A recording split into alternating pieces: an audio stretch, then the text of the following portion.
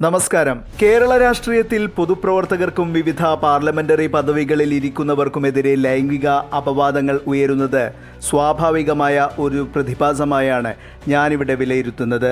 മുൻ മന്ത്രി പി.ടി. ചാക്കോ മുതൽ കഴിഞ്ഞ ദിവസം ആരോപണ വിധേയനായ പാലക്കാട് എം.എൽ.എ. രാഹുൽ മാങ്കൂട്ടത്തിൽ വരെ ആ ലിസ്റ്റിന് നീളമുണ്ട്. കുറച്ചുനാളത്തേക്കുള്ള മാധ്യമ ആറാട്ടുത്സവം എന്നല്ലാതെ ഇതിൽ എത്ര ആരോപണങ്ങളിൽ പ്രതിസ്ഥാനത്ത് നിന്നവർ ശിക്ഷിക്കപ്പെട്ടിട്ടുണ്ട്. ഇതിൽ പലരും പിന്നീട് ജനപ്രതിനിധികളായ ചരിത്രവുമുണ്ട്. ഇവരൊക്കെ സംരക്ഷിക്കപ്പെടുന്നത് എങ്ങനെ? കക്ഷി രാഷ്ട്രീയം തിരിച്ച് പ്രസ്തുത കാര്യപരിപാടിയിൽ മുമ്പനാര് എന്നൊന്നും ചികയലല്ല ഈ വീഡിയോയുടെ ഉദ്ദേശ്യം. മറിച്ച് പൊതുഖജനാവിലെ പണം ഉപയോഗിച്ച് മന്ത്രിമാളികയിലും എം.എൽ.എ. ഹോസ്റ്റലുകളിലും സാധാരണക്കാരന്റെ നികുതി കൊണ്ട് കാറിലും ബാറിലും നക്ഷത്ര ഹോട്ടലുകളിലും അവചരിക്കുന്നവരെ ജനങ്ങൾ വീണ്ടും വീണ്ടും പേറേണ്ടി വരുന്നത് എന്തുകൊണ്ട് എന്ന ചോദ്യമാണിവിടെ ഉയർത്തുന്നത്. ഇവരൊക്കെ സംരക്ഷിക്കപ്പെടുന്നത് എങ്ങനെ?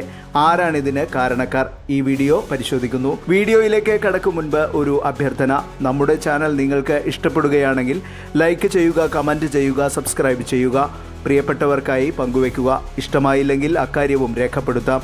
നിങ്ങളുടെ പിന്തുണയാണ് ഞങ്ങളുടെ പിൻബലം. 1964 ആർ ശങ്കർ മന്ത്രിസഭയിലെ മന്ത്രിയായിരുന്ന പി.ടി. ചാക്കോക്കെതിരെ ഉയർന്ന ആരോപണമാണ് കേരള രാഷ്ട്രീയത്തിലെ ആദ്യത്തെ ഈ വിധത്തിലുള്ള സംഭവം. പ്രതിരോധിക്കാൻ ഒരുപാട് ശ്രമിച്ചതിനൊടുവിൽ പി.ടി. ചാക്കോയ്ക്ക് രാജിവെക്കേണ്ടി വന്നു. കോൺഗ്രസ് ഗ്രൂപ്പ് വഴക്കിന്റെ ഉദയം കൂടിയായിരുന്നു പി.ടി. ചാക്കോയുടെ രാജിയെന്ന് ഇവിടെ പറഞ്ഞു പോവുകയാണ്. 1995 അടുത്ത സംഭവം. പെൺവാണിഭം എന്ന വാക്ക് കേരള പൊതുമണ്ഡലത്തിൽ ഉറപ്പിച്ച സംഭവം ായിരുന്നു സൂര്യനെല്ലി കേസ്. നിരവധി രാഷ്ട്രീയക്കാർക്ക് നേരെ ആരോപണമുയർന്ന കേസിൽ പി.ജെ. കുര്യനെതിരെ അതിശക്തമായ നീക്കങ്ങളാണ് ഉണ്ടായത്. സമകാലികമായി പി.കെ. കുഞ്ഞാലിക്കുട്ടിയും ആരോപണ ശരശയ്യയിൽ തളർന്നു. കോഴിക്കോട് ഐസ്ക്രീം പെൺവാണിഭ കേസ് ആദ്യമായി ഉയർന്നു വന്നപ്പോൾ ചായക്കോപ്പയിലെ കൊടുങ്കാറ്റാവുകയായിരുന്നു. 1996 ഇ.കെ. നായനാരുടെ ഭരണം തുടരവെ ഉയർന്ന ആരോപണം പതിയെ കെട്ടടങ്ങി. എന്നാൽ പിന്നീട് പ്രസ്തുത കേസിൽ തന്നെ പി.കെ. കുഞ്ഞാലിക്കുട്ടി പീഡിപ്പിച്ചെന്ന് പറഞ്ഞ് യുവതി ദൃശ്യമാധ്യമ മുന്നിലെത്തി. തുടർന്ന് അക്കാലത്ത് ഉമ്മൻചാണ്ടി മന്ത്രിസഭയിലെ വ്യവസായ മന്ത്രി സ്ഥാനം പി.കെ. കുഞ്ഞാലിക്കുട്ടിക്ക് രാജിവെക്കേണ്ടി വന്നു. വി.എസ്. അച്യുതാനന്ദൻ മന്ത്രിസഭയുടെ കാലത്ത് കോഴിക്കോട് ഐസ്ക്രീം പെൺവാണിഭം സംബന്ധിച്ച ഒളിക്യാമറ ദൃശ്യങ്ങൾ സംഭവത്തെ വീണ്ടും ചൂടുപിടിപ്പിക്കാൻ നോക്കിയിരുന്നുവെങ്കിലും വിവാദം പെട്ടെന്ന് തന്നെ തണുത്തുപോയി. 1996 സംസ്ഥാന ഗതാഗത മന്ത്രി എ. നീലലോഹിതദാസൻ നാടാർ ലൈംഗിക അപവാദ കേസിൽപ്പെട്ട് രാജിവെച്ചിരുന്നു. ഇ.കെ. നായനാർ മന്ത്രിസഭയിൽ നിന്നും നാടാരുടെ രാജി IAS ഉദ്യോഗസ്ഥയുടെ പരാതിയിന്മേലായിരുന്നു. അക്കാലത്ത് നീലലോഹിതദാസൻ നാടാർക്കെതിരെ ഒരു IFS ഉദ്യോഗസ്ഥയും സമാന പരാതി നൽകിയിരുന്നു.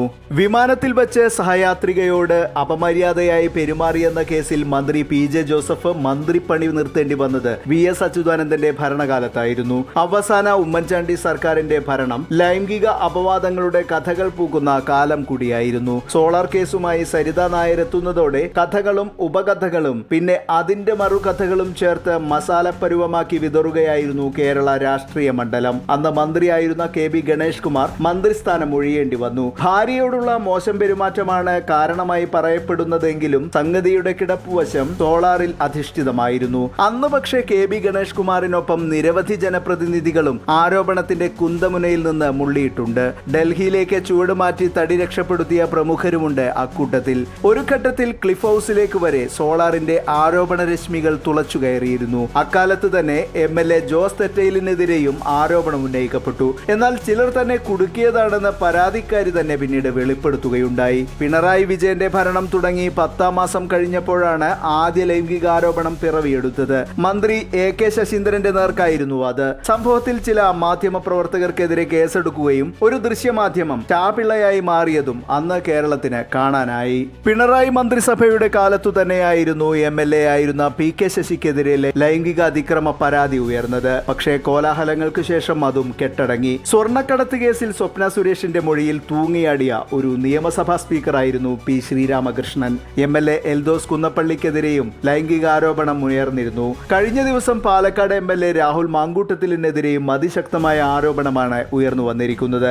പാർട്ടിയുടെ ഔദ്യോഗിക സ്ഥാനം രാഹുൽ മാങ്കൂട്ടം രാജിവെച്ചിട്ടുണ്ടെങ്കിലും ജനപ്രതിനിധി എന്ന സ്ഥാനത്തിന് ഒന്നും സംഭവിച്ചിട്ടില്ല. ഇതിൽ നിന്നും പറയുകയാണെങ്കിൽ നമ്മൾ കേട്ടും കണ്ടുമറിഞ്ഞ കേസുകളിലൊക്കെ സത്യവും മിഥ്യയും ഉണ്ടായിരിക്കാം. പക്ഷെ അതെന്തെന്ന് നമുക്കാർക്കെങ്കിലും വ്യക്തതയുണ്ടോ? ഉണ്ടാകില്ല. കാരണം ലൈംഗികാരോപണ കേസുകൾ വരുമ്പോൾ ഒടുവിലൊരു സർവകക്ഷി ഐക്യം രൂപപ്പെടാറുണ്ട്. അവരാണ് ഇത്തരക്കാരുടെ യഥാർത്ഥ പ്രിവിലേജ്. ജനപ്രതിനിധിയുടെ പ്രിവിലേജിനേക്കാൾ ഓരോ കക്ഷി രാഷ്ട്രീയക്കാരനും സുരക്ഷിതത്വം നേടുന്നത് അവിടെയാണ്. ലൈംഗികത ആരോപിക്കപ്പെടുന്ന ചൂടൻ ചർച്ചകളിൽ പല്ലും നഖവുമായി പോരാടുന്നവർ സമവായത്തിലെത്തിയില്ലെങ്കിൽ ആ കേസുകൾക്ക് പിന്നെ എന്താണ് സംഭവിച്ചത്? പരാതിക്കാരെവിടെ? പരാതിക്കാർക്ക് എന്തു സംഭവിച്ചെന്ന് വ്യക്തമായില്ലെങ്കിലും ആരോപണ വിധേയർക്ക് ഒന്നും സംഭവിച്ചിട്ടില്ലെന്ന് കൃത്യമായും പറയാം. അതാണ് ചരിത്രം. ജനപ്രതിനിധികളും പൊതുപ്രവർത്തകരും ആരോപണ വിധേയരാകുന്ന എത്ര കേസുകൾ സംസ്ഥാനത്തുണ്ടെന്ന് കേരള പോലീസിന് തിട്ടം കാണണമെന്നില്ല. കാരണം അത്തരം കേസുകൾ എടുക്കുന്നതും വാദം നടത്തുന്നതും വിധി പ്രസ്താവിക്കുന്നതും പാർട്ടി കോടതികളിലാണ്. ഹൂ കെയർ എന്ന്